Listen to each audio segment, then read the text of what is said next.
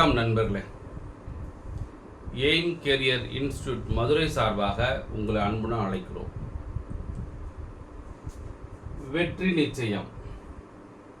+2க்கு பிறகு, அதாவது இன்னைக்கு +2 ரிசல்ட் வந்துருச்சு இல்லையா? +2 முடிச்சுட்டு நீ என்ன பண்ண போறீங்க? நிறைய பேர் பல குழப்பத்தில் இருக்கலாம். நீட் எழுதலாமா,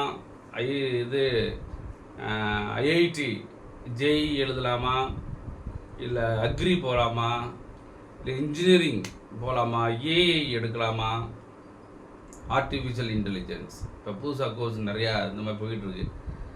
அப்புறம் சிவில், மெக்கானிக்கல், இல்லை அந்த காலேஜ் இந்த காலேஜ் அப்படின்னு நிறைய குழப்பத்தில் இருப்போம். அதற்காக இன்றைக்கி ஒரு தீர்வு என்ன அப்படின்னா, என்னுடைய பேர் ஆர் சிற்றரசு, எக்ஸ் ரயில்வே ஸ்டேஷன் மாஸ்டர். நம்ம +2 முடித்தோன்னே என்ன செய்ய போகிறோம் அப்படின்ற பெரிய குழப்பத்தில் பேரண்ட்ஸ் இருப்பாங்க, மாணவர்கள் இருப்பாங்க, நிறைய பேர். நீங்கள் என்ன பண்ணணும் அப்படின்னா, +2 முடிச்சிட்டோம், இவ்வளோ மார்க் வந்துருச்சு அப்படின்னா, நீங்கள் யாராச்சும் நல்ல ஒரு கைட் பண்ணக்கூடிய நண்பர்கள் இருந்தானாங்க, அவங்களோட போய் டிஸ்கஸ் பண்ணுங்கள், என்ன செய்யலாம், என்ன பண்ணலாம் அப்படின்னு சொல்லி. நல்லா யோசிங்க. அவங்க சொன்னது மட்டும் நீங்கள் பண்ண வேண்டாம், அவங்க சொல்கிறதையும் கேளுங்க. இன்னும் பல பேர்ட்ட கேட்டுட்டு நீங்கள் டிசைட் பண்ணுங்கள் என்ன பண்ண போகிறோம் அப்படின்னு. ரொம்ப ரொம்ப முக்கியம். நம்மாட்டுக்கு ஒன்று காலேஜு இல்லை நம்மாட்டு ஒரு கோர்ஸை எடுத்துகிட்டு படித்து முடிச்சுட்டு என்ன செய்கிறாங்க அப்படின்னா, நிறைய பேர் ஐயோ அதுக்கடுத்து என்ன செய்யறதுன்னு தெரியாமல் இருக்காங்க. அதனால் ஒரு தேர்ந்தெடுக்கிறீங்க அப்படின்னா, இது ரொம்ப ரொம்ப முக்கியமான பீரியட் ஆஃப்டர் 12th. அப்போது நிறைய பேர் வித்தியாசமாக யோசிக்கலாம். சில பேர் என்ன செய்யலாம், நான் ஐஏஎஸ் படிக்கலாம், இந்த கோர்ஸ் முடித்தோன்னே நான் ஐஏஎஸ் படிக்க போகிறேன் அப்படின்னு சொல்லலாம். சில பேர் என்ன செய்யலாம், நான் பிஇ ஆர் பிடெக் இன்ஜினியரிங் எடுத்துகிட்டு மெக்கானிக்கல் எடுத்துகிட்டு இந்த மெக்கானிக்கல் வேறு ஏதாச்சும் பண்ண போகலாம். சில பேர் AI artificial intelligence computer science எடுத்துகிட்டு இந்த மாதிரி ஆர்டிஃபிஷியல் இன்டெலிஜென்ஸ் போகலாம். சில பேர் வேறு கம்ப்யூட்டர் சயின்ஸ் எடுத்துகிட்டு நான் ஐடி ஃபீல்டு போகலாம். இந்த மாதிரி நிறையா டிஃப்ரெண்ட் டைப்ஸ். சில பேர் ஆர்ட்ஸ் காலேஜ் எடுத்துகிட்டு நான் கவர்மெண்ட் ஜாப், நான் டிஎன்பிசி எழுத போகலாம், இல்லைன்னா ரயில்வே எழுத போகலாம், இல்லை எஸ்எஸ்சி எழுத போகலாம். இந்த மாதிரி பெரிய கனவோடு இருப்பீங்க. அந்த கனவு நினைவாகணும்னா, நீங்கள் நினச்ச மாதிரி ஜெயிக்கணும் அப்படின்னு சொன்னால், இப்போயே உங்களுடைய எய்ம், உங்களுடைய கோல் இருக்குல்ல, குறிக்கோள் இருக்கும் இல்லையா, அந்த குறிக்கோளுக்கு நம்ம என்ன செய்ய போகிறோம் அப்படி இப்போயே நீங்கள் உங்களுடைய அந்த டார்கெட், அதாவது கோலுக்கு, குறிக்கோளுக்கு இப்போயே விதை போடணும். இப்போ ஃபார் எக்ஸாம்பிள் ஒரு ஆள் சிவில் சர்வீஸ் எழுத போகிறேன், அதாவது நான் ஐஏஎஸ் ஐபிஎஸ் ஆக போகிறேன் அப்படின்னா, நீங்கள் போய் ஆர்டிஃபிஷியல் இன்டெலிஜென்ஸும் மெக்கானிக்கல் எடுத்துகிட்டு ஐஏஎஸ் படிக்க போகிறேன் அப்படின்னா, படிக்கிறதெல்லாம் ஒன்றும் பிரச்சனை இல்லை, பாஸ் பண்ணுறாங்க. ஆனால் இப்போயே நீங்கள் என்ன செய்யணும்னா, அந்த மாதிரிலாம் கோர்ஸ் எடுத்துலாம் ஐஏஎஸ் படிக்க வேண்டிய அவசியம் கிடையாது. நீங்கள் ஐஏஎஸ்க்கு நீங்கள் என்ன சப்ஜெக்ட் எடுக்க போகிறீங்க, ஐஏஎஸ்க்கு தோதான சப்ஜெக்ட் என்ன எடுக்க போகிறோம், அதே மாதிரி டிகிரி எடுக்கணும். புரிஞ்சதா? நீங்கள் ஐஏஎஸ் ஐபிஎஸ் ஆகணும்னு சொன்னால், நீங்கள் ஏதாச்சும் ஒரு கோர்ஸை படிச்சுட்டு அப்புறம் போய் நீ ஐஏஎஸ் படிக்கிறதுக்கு பதிலாக ஐஏஎஸ் படிப்பதற்கு இப்போயே நீங்கள் தயாராகணும். 12th முடித்தவனையே ஒரு கோல் செட் பண்ண, அதே நேரத்தில் நீங்கள் மதுரையிலையோ இல்லை திருநெல்வேலியிலையோ திண்டுக்கல்லையோ கோயம்புத்தூர்லையோ இருந்தீங்கன்னாக்க, அந்த காலேஜில் சேர்ந்துட்டு ஐஏஎஸ் படிக்கணும் அப்படின்னு சொன்னால் ஜெயித்தவங்க நிறைய இருக்காங்க. ஆஃப்டர் டிகிரி முடிச்சுதான் இப்போயே போக சொன்னால், நீங்கள் ஒரு கோர்ஸ் எங்கே எடுக்கணும், ஒன்று சென்னையில் ஏதாச்சும் ஒரு காலேஜ் அல்லது டெல்லியில் காலேஜ். இந்த 2 பிளேஸ்லையும் நீங்கள் காலேஜ் சூஸ் பண்ணீங்க அப்படின்னா, எதற்காக அந்த பிளேஸ் சூஸ் பண்ணுறோன்னு சொன்னால், ஃபஸ்ட் இயர் முடித்தவனையே செகண்ட் இயர்லேருந்து நீங்கள் சிவில் சர்வீஸ்க்கு படிக்க ஆரம்பிச்சிடலாம். ஏதாச்சும் ஒரு இன்ஸ்டியூட்டில் ஜாயின் பண்ணிடலாம். எதற்காக அந்த 2 இடம்னா, சிவில் சர்வீஸுக்கு கரெக்டான பிளேசஸ் அந்த 2 இடம் தான். ஏன்னா அங்கே தான் நிறைய இன்ஸ்டியூட்டு, பெரிய பெரிய இன்ஸ்டியூட் நிறையா இருக்குது, அவேர்னஸ் நிறையா இருக்கும். நிறைய பேர் ஐஏஎஸ் படிக்க போகிறவங்க அங்கே தான் போய் குமிவாங்க. வேறு இடத்துல ஐஏஎஸ் இன்ஸ்டியூட் இருக்குது, பட் அதோட சர்க்கம்ஸ்டன்சஸ்ன்றது பெருசிய லெவலில் கிடையாது. இப்போ மதுரை எடுத்துட்டிங்களா, ஐஏஎஸ் இன்ஸ்டியூட் எத்தனையோ இருக்குது, கோயம்புத்தூர் எடுத்து எத்தனையோ இருக்குது. பட் சர்க்கம்ஸ்டன்சஸ் அப்படி எடுத்துகிட்டு பார்க்க கண்டிப்பாக இங்கே கிடையாது. ஒன்று சென்னையில் இருக்கும் அல்லது டெல்லியில் தான் இருக்கும். அப்போ நீங்கள் சிவில் சர்வீஸ் படித்து நீங்கள் பெரிய ஆளாக நினச்சிங்கன்னா கண்டிப்பாக சென்னையிலையோ டெல்லியிலையோ சிவில் சர்வீஸ் படிக்கக்கூடிய சப்ஜெக்டாக எடுத்து படிச்சிங்கனாக்க உங்களுக்கு டிகிரிக்கும் யூஸ் ஆகும். நீங்கள் 3 வருஷம் அல்லது 4 வருஷம் முடிக்க முடியும் உங்கள் சிவில் சர்வீஸ் சப்ஜெக்டவே தரவாக படிச்சிடலாம். அப்போ நீங்கள் ஏதாச்சும் ஒரு டிகிரி முடிச்சுட்டு ஆஃப்டர் டிகிரி முடிச்சோன்னா ஒரு சப்ஜெக்ட் எடுத்து புதுசாக படிக்கிறீங்கன்னா திரும்ப ஒரு 2-3 வருஷம் ஆகும். அப்போ நம்மளுக்கு டைம் ஆகும். அதனால் யாராச்சும் +2 நீங்கள் முடிச்சிட்டிங்க, நல்ல மார்க் வந்துருச்சு, நான் வந்து ஐஏஎஸ் ஐபிஎஸ் ஆகணும், சிவில் சர்வீஸ் எழுதுறேன்னு சொன்னால் இப்போயே ஒரு நல்ல காலேஜ் சென்னை அல்லது டெல்லியில் ஏதாச்சும் ஒரு நல்ல காலேஜில் சீட் வாங்கி சப்ஜெக்ட் போய் சூஸ் பண்ணுறது ரொம்ப இம்பார்ட்டன்ட். சிவில் சர்வீஸ்க்கு என்ன சப்ஜெக்ட் எடுக்க போகிறீங்களோ அந்த சப்ஜெக்ட் எடுத்து படிச்சிங்கனாக்க உங்கள் லைஃபு கண்டிப்பாக சக்ஸஸ்ஃபுல்லாகும். நீங்கள் டிகிரி படிக்கும் போதே சிவில் சர்வீஸ் படிக்கணும்.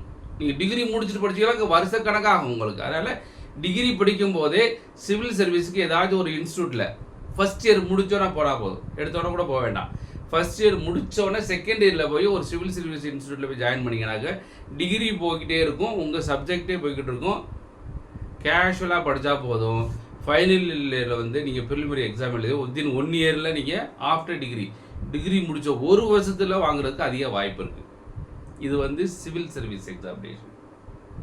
இப்போ சிவில் சர்வீஸ் எக்ஸாமினேஷன் இல்லாமல் நான் வந்து சென்ட்ரல் கவர்மெண்ட் எக்ஸாம்ஸ் அல்லது ஸ்டேட் கவர்மெண்ட் எக்ஸாம் எழுத போகிறேன். இப்போ சென்ட்ரல் கவர்மெண்ட் எக்ஸாம்ஸ் எடுத்துக்கங்களேன். இப்போ சென்ட்ரல் கவர்மெண்ட் எக்ஸாமில் வந்து இன்கம் டேக்ஸ், சென்ட்ரல் எக்ஸைஸ், அந்த மாதிரி ஒரு எஸ்எஸ்சின்னு இருக்குது, பேங்கிங் இருக்குது, ரயில்வேஸ் இருக்குது, இன்சூரன்ஸ், இந்த மாதிரி நிறைய டிபார்ட்மெண்ட்டு சென்ட்ரல் கவர்மெண்ட் இருக்குது. அப்போ சென்ட்ரல் கவர்மெண்ட் எடுக்கணும்னாக்க உங்களுக்கு பிடிச்ச டிகிரி ஏதாச்சும் எடுத்துக்கோங்க. ஏன்னா எந்த டிகிரி படித்தாலும் நம்ம வந்து புதுசாக தான் படிக்க போகிறோம். நீங்கள் இன்ஜினியரிங் படித்தாலும் புதுசு தான், நீங்கள் நார்மல் டிகிரி படித்தாலும் புதுசாக தான் படிக்க போகிறோம். அதனால் சென்ட்ரல் கவர்மெண்ட் படிக்கணும்னு விருப்பப்பட்டீங்கன்னாக்க நீங்கள் எந்த டிகிரியாச்சும் உங்களுக்கு பிடிச்ச டிகிரியை படிச்சுக்கோங்க. ரைட்டா? நீங்கள் டிகிரி ஆர்ட்ஸ் காலேஜ் எடுத்தாலும் தப்பு கிடையாது, இன்ஜினியரிங் எடுத்தாலும் தப்பு கிடையாது, பிடிச்ச சப்ஜெக்ட் எடுத்துக்கலாம். அப்போது இந்த ஒரு 3 வருஷத்தில் நார்மலாக ஆர்ட்ஸ் காலேஜ் எடுத்துக்கலாம், வித்தின் 3 இயர்ஸில் டிகிரி முடிச்சிருவோம். இப்போ டிகிரி முடிச்சோட நம்ம என்ன சொல்லலாம், சென்ட்ரல் கவர்மெண்ட் எக்ஸாம்ஸ் எழுத போயிடலாம். ஆனால் நீங்கள் டிகிரி படிக்கும் போதே ஃபஸ்ட் இயர் மட்டும் ஃப்ரீயாக விட்டுக்குங்க. செகண்ட் இயரில் ஸ்டார்ட் பண்ணினீங்க அப்படின்னா சென்ட்ரல் கவர்மெண்ட் எக்ஸாம்ஸை செகண்ட் இயரில் ஸ்டார்ட் பண்ணிங்கன்னா போர்ஷன்ஸ் வந்து ரொம்ப ஒரு லிமிட்டட் போர்ஷன். ஒரு 2 வருஷம், இப்போ செகண்ட் இயர் தேர்ட் இயரில் 2 வருஷம் தரவாக படிச்சிட்டிங்க அப்படின்னா நீங்கள் டிகிரி படிக்கும் போதே கூட நீங்கள் 12th குவாலிஃபிகேஷனில் எக்ஸாம் எழுதலாம். நீங்கள் டிகிரி முடிச்சிட்டிங்க அப்படின்னா இப்போ 2 வருஷம் படிச்சிங்க இல்லையா, படித்து முடிச்சுட்டு டிகிரி ரிசல்ட் வந்துட்டு அடுத்து எந்த எக்ஸாம் எழுதினாலும் டிகிரி குவாலிஃபிகேஷன் நிறைய எக்ஸாம்ஸ் வரும், எந்த எக்ஸாம் எழுதினாலும் நீங்கள் வேலை வாங்கிட்டு போயிடலாம். அப்போது நீங்கள் சென்ட்ரல் கவர்மெண்ட் எக்ஸாம்ஸ் எழுதணும்னு விருப்பப்பட்டீங்கன்னாக்க நீங்கள் எனி டிகிரி உங்களுக்கு பிடிச்ச டிகிரி எடுத்துக்கோங்க. ஆனால் செகண்ட் இயர்லேருந்து படிக்க ஆரம்பிக்கணும். இது சென்ட்ரல் கவர்மெண்ட் எக்ஸாம்ஸ். இப்போ சில பேர் நான் டிஎன்பிசியில் தான் போகணும், குரூப் 1, குரூப் 2, குரூப் 4 இந்த மாதிரி ஏதாச்சும் ஒரு டிஎன்பிசியில் தான் போகணும் விருப்பப்பட்டீங்கன்னாக்க நீங்கள் ஏதாச்சும் ஒரு ஆர்ட்ஸ், இப்போ பிஏ தமிழ் எடுக்கலாம், தப்பு கிடையாது. ஏன்னா பிஏ தமிழ் ஏன் எடுக்கணும்னு சொன்னால் நீங்கள் டிஎன்பிசியில் பாதிக்கு பாதி தமிழ் தான் வருது. டிஎன்பிசியில் பாஸ் ஆகணும் விருப்பப்பட்டீங்கன்னாக்க BA Tamil is best subject, best degree. ஏன்னா பிஏ தமிழில் தமிழ் வந்து 100 கொஷின், ஜிகே 100 கொஷின். அப்போ பாதிக்கு பாதி நீங்கள் தமிழ் தான் படிக்கணும். அது இலக்கியம், இலக்கணம், ஒரு வாஸ்ட்டு சிலபஸ் தமிழ். அப்போ இந்த 3 வருஷம் நீங்கள் படிச்சிங்கனாக்க, தமிழ் படிச்சிட்டிங்கனாக்க கண்டிப்பாக நீங்கள் தமிழில் 100க்கு 100 மார்க் வாங்க முடியும். ஜிகே யாரானாலும் புதுசாக தான் வரப்போகுது. அவன் மேத்ஸ் படித்தாலும் புதுசாக தான் படிக்க போகிறான், இன்ஜினியரிங் படித்தாலும் புதுசாக தான் படிக்க போகிறான். ஜிகே பொறுத்தளவு எல்லாத்துக்கும் புதுசு தான். ஆனால் தமிழ் வந்து 100க்கு 100 கொஷினு. வேறு சப்ஜெக்ட் படிச்சுட்டு இப்போ சிவில்ஸு, இப்போ வந்து இன்ஜினியரிங்கோ இல்லை மேத்ஸோ இல்லை ஃபிசிக்ஸோ ஏதாச்சும் ஒன்று படிச்சுட்டு திருப்பி என்ன செய்ய போகிறீங்க, புதுசாக தான் தமிழ் படிக்க போகிறீங்க. நீங்கள் டிஎன்பிசி எக்ஸாம் எழுதணும் விருப்பப்பட்டீங்கன்னா அதுக்கு நீங்கள் என்ன செஞ்சலாம், பிஏ தமிழ் வந்து தாராளமாக எடுக்கலாம். யார் டிஎன்பிசி எக்ஸாம் மட்டும்தான் எழுத போகிறேன் அப்படி விருப்பப்பட்டீங்கன்னாக்க தாராளமாக பிஏ தமிழ் ஃபேவரபிள் சப்ஜெக்ட் வந்து பிஏ தமிழ் தான். டிஎன்பிசி எழுதக்கூடிய நபர்கள் மட்டும். நான் சென்ட்ரல் கவர்மெண்ட் எழுதுவேன், டிஎன்பிசி எழுதுவேன்னா வேறு சப்ஜெக்ட் எடுக்கலாம். மேத்ஸ் எடுக்கலாம், அல்லது ஃபிசிக்ஸ், கெமிஸ்ட்ரி அந்த மாதிரி சப்ஜெக்ட் கூட எடுக்கலாம். இது இன்ஜினியரிங் கூட எடுக்கலாம். அப்போது நீங்கள் ஸ்பெசிஃபிக்காக டிஎன்பிசி மட்டும்தான் நான் எழுதி பாஸ் ஆக போகிறேன், எனக்கு அதுதான் அங்கே வேலை வேணும்னு சொன்னால் BA Tamil is best subject, best degree. Central government அப்படின்னா நீ என்ன டிகிரி எடுத்துக்கோங்க, உங்களுக்கு பிடிச்ச டிகிரி. ஆனால் செகண்ட் இயர்லேருந்து ஸ்டார்ட் பண்ணணும், படிக்க ஆரம்பிக்கணும். புரிஞ்சதா? சப்போஸ் எனக்கு நீட்டு தான் எழுத போகிறேன், நான் ஐஐடி தான் போக போகிறேன், எனக்கு இப்போ மார்க் வந்து பெருசாக என்ட்ரன்ஸ் எக்ஸாம் வராது விருப்பப்படிங்கனாக்க, NEET is a very very easiest exam comparatively IIT JEE. நீட்டை பொறுத்தளவில் நம்ம தமிழ்நாட்டில் 85% தமிழர்கள் மட்டும்தான் அந்த சீட்டை வந்து வாங்க முடியும், வெளியிலிருந்து வரவே முடியாது. இப்போ 1000 சீட்டு இருக்குன்னு சொன்னால் 850 சீட்டு தமிழர்கள் மட்டும்தான், தமிழ்நாட்டை படித்தவங்க மட்டும்தான் போக முடியும், வெளியிலிருந்து வரவே முடியாது. ஒன்லி 15% தான் ஆல் இண்டியா கோட்டாவில் வரும். அப்போ 85%, 100க்கு 85 பேர் தமிழ்நாட்டில் இருக்க மாணவர்கள் மட்டும்தான் போட்டி போட முடியும். அதனால் ஐஐடி ஜேஇ அண்ட் நீட்டை கம்பேர் பண்ணும்போது NEET is a very easiest exam. கண்டிப்பாக ஜெயிக்க முடியும், ஹார்ட் ஒர்க், பெர்ஃபெக்டாக ஹார்ட் ஒர்க் இருந்தால் மட்டும். புரிஞ்சுதா? அதனால் நீங்கள் என்ன செய்ய போகிறீங்க, 12th முடிச்சோன்னா என்ன பண்ண போகிறோம் அப்படின்னு இம்மிடியேட்டாக நீங்கள் யோசிக்காமல் நல்லா பேரண்ட்ஸோட டிஸ்கஸ் பண்ணுங்கள்.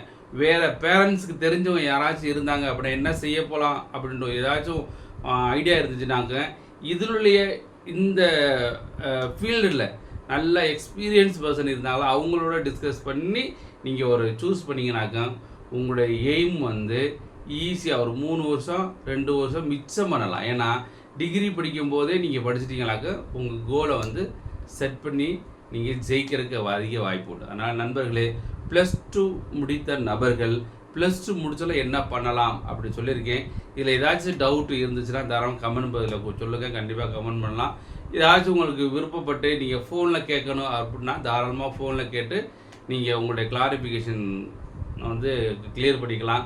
ஏதாச்சும் ஃபோன்லேயே நான் வந்து என்ன பண்ணலாம் அப்படின்னு விருப்பப்பட்டீங்கன்னாக்க வழிகாட்டுதல் கேட்கணும் விருப்பப்பட்டாலும் தாராளமாக ஃபோனில் கான்டாக்ட் பண்ணுங்கள். அப்படி இல்லை நேராக வரணும்னு சொன்னாலும் நம்ம இன்ஸ்டியூட்டுக்கு வாங்க, கண்டிப்பாக உங்களுக்கு இலவசமாக உங்களுக்கு கைட் பண்ணப்படும். நண்பர்களே, கண்டிப்பாக நல்ல மார்க் எடுத்து நல்லா பாஸ் பண்ண நண்பர்களுக்கு கண்டிப்பாக உங்களுக்கு நல்ல எதிர்காலம் இருக்குது. நீங்கள் சில பேர் படிச்சுக்கலாம், நான் ஹை மார்க்ஸ் எடுத்துட்டேன் அல்லது பாஸ் பண்ணிட்டேன், அதெல்லாம் பிரச்சனை கிடையாது. இனிமேல் நீங்கள் என்ன பண்ண போகிறோம், ஏன்னா 12th முடிச்சிட்டோம், ஹை மார்க்ஸ் எடுத்துருப்போம், சில பேர் சில மார்க்கு நார்மல் மார்க் எடுத்துருப்போம். இனிமேல் அதை நினச்சி ஒன்றும் செய்ய போகிறது இல்லை. இனிமேல் நம்ம என்ன பண்ண போகிறோம், ஃபாஸ்ட்டு நினச்சி என்ன செய்ய போகிறோம், ஒன்றும் செய்ய முடியாது. மார்க் வந்துடுச்சு. இனிமேல் இந்த மார்க்கை வச்சு நம்ம என்ன கோல் செட் பண்ண போகிறோம், நம்மளோட எய்ம் வந்து நம்ம என்ன இருக்குது அப்படின்னு நீங்கள் பார்க்கணும். நண்பர்களே, இந்த வீடியோ பிடிச்சிருந்தா நிறைய பேருக்கு ஷேர் பண்ணுங்கள், மறந்துடாமல் நம்ம சேனலை சப்ஸ்கிரைப் பண்ணுங்கள்.